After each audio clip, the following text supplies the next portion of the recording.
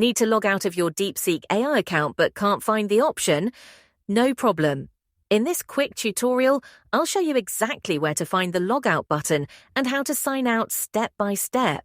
Open the DeepSeek AI app on your phone and make sure you're logged into your account. Tap the two horizontal lines at the top left corner of the screen.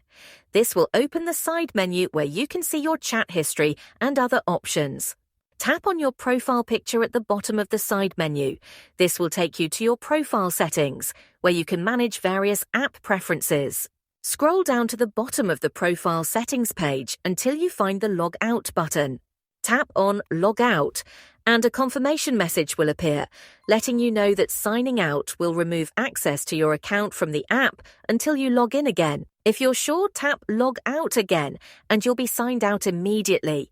Now you can switch accounts or close the app. Now you know exactly how to log out of DeepSeek AI whenever needed. If you found this tutorial helpful, don't forget to like the video and subscribe for more quick guides. See you in the next one.